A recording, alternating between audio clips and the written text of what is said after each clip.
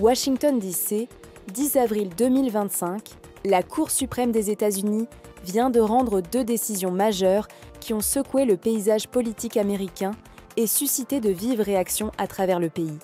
Ces décisions, prises dans un contexte déjà tendu sous la présidence de Donald Trump, ont des implications juridiques et institutionnelles profondes.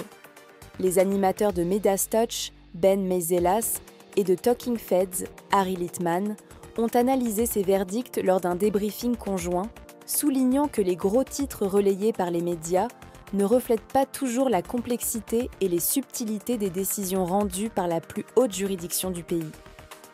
Première décision, immunité présidentielle redéfinie. La première affaire portait sur les limites de l'immunité présidentielle.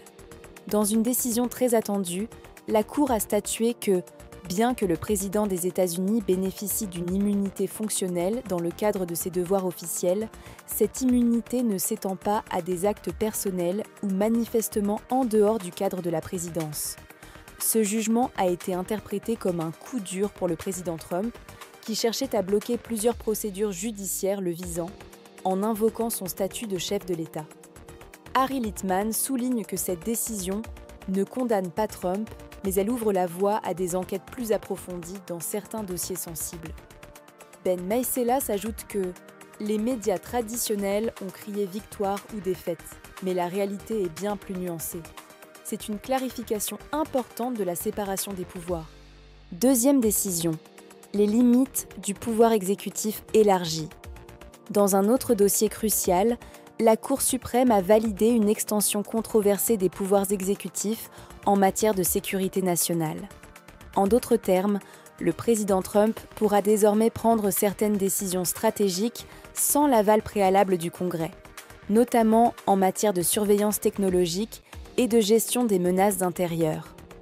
Cette décision a provoqué une vague d'inquiétude chez les défenseurs des libertés civiles, tandis que les partisans de Trump y voient une consolidation nécessaire de l'autorité présidentielle dans un monde en mutation rapide. Analyse, une cour divisée, un pays polarisé. Les 2 décisions reflètent une Cour suprême profondément divisée, mais également stratégique dans ses choix. Elles semblent tracer une ligne fine entre le respect de la fonction présidentielle et les garanties constitutionnelles fondamentales. Ben Meiselas et Harry Litman appellent à la vigilance. Ce ne sont pas des jugements anodins, ils redessinent les contours du pouvoir aux États-Unis.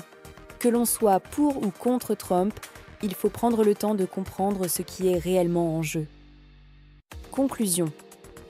Alors que Donald Trump entame une nouvelle phase de sa présidence, ces décisions de la Cour suprême pourraient bien façonner les mois, voire les années, à venir.